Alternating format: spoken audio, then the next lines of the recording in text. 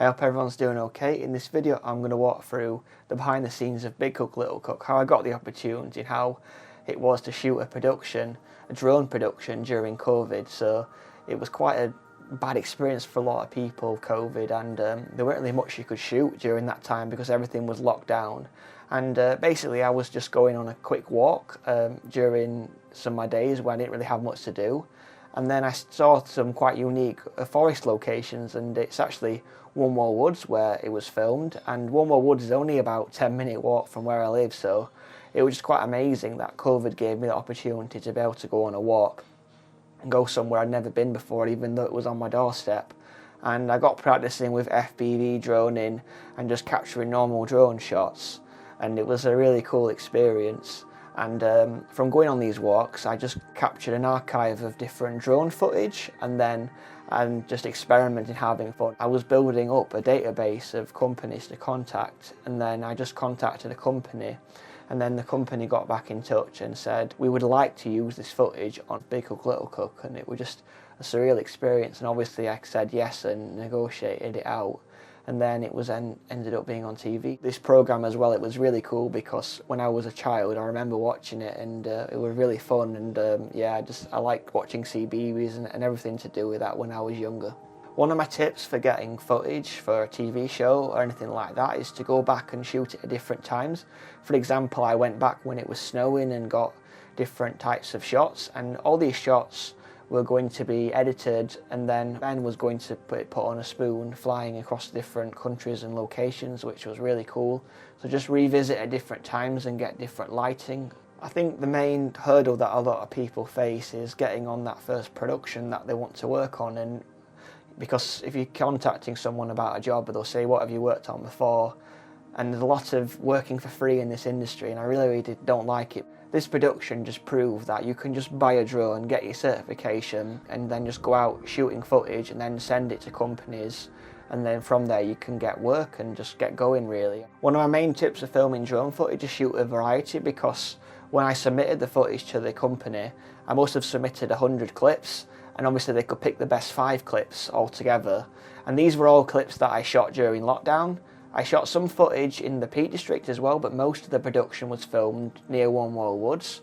The footage that was shot in the Peak District was of some paragliders, and that was an amazing experience. I love hiking and that sort of thing, and some of the production was shot in Haughted Woods as well, and this is a very nice woods, just because it's, I've shot quite a few short films in the woods. It's a nice walk. One of my other tips as well, it's always good to use an Insta360 camera as well, just because good for location scouting and that sort of thing, and seeing everything from above before you bring your drone out, and for also areas where you can't fly your drone, for example, you can just use that and you can get the next best thing, really.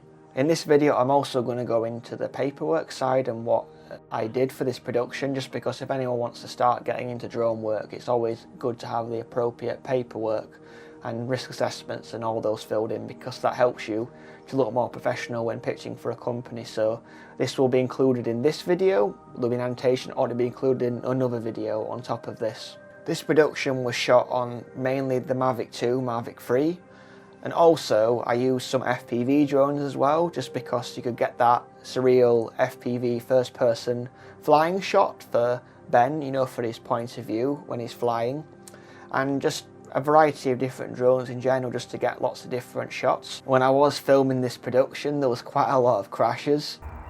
I just used the maps and I've been able to just find it. It's a bit wrecked, but I mean, it still kind of works probably. And it's just all part of learning. I think with the good thing about this sort of production, with the client not being on site, is you can experiment and try different shots and get things wrong, because on a lot of other productions, when the client's next to you and you crash, it doesn't look very good. But with this production, I could crash an experiment, and you know, you only send them the final rendered footage. In terms of the edit of this production, I just sent the photos and also videos. I did send a few photos just for the cover art of the show, but in terms of the videos, I just sent them in Rec 709.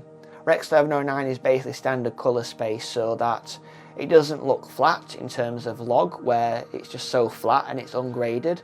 But Rec 709 is footage that is got a bit of colour to it, but not over the top stylised grade, so that way the production had a bit of flexibility to edit the footage and add their own unique characteristics and look to it. So that way the footage isn't so baked in that they can't do anything about it, which definitely helped with the grade, as you can see the before and after with this thing here. I think one of the main safety issues with this production was obviously the train, and just basically I just kept an appropriate distance from the train, and we could have done kind of like an FPV style of following the train, but that involved a lot more paperwork. And some things to bear in mind: you want to do a lot of research into the company, find out what they produce, acknowledge this, and find out who the decision maker is, so you can contact them, and never be afraid or discouraged if you don't hear back from that person, because they're probably not replying back to a lot of other people. So just keep pursuing it to get the opportunity, because if you've got a sales sheet which has what you charge on, your rates, your equipment, you can create a really good template in Adobe InDesign for this, and I'll link some templates below. And obviously I recommend mentorship and anything like that. And yeah, thanks so much for watching this video, and if you've got any ideas for what content you want me to produce in the future, just let me know, and check out this other video here, which is another drone related video. Cheers guys.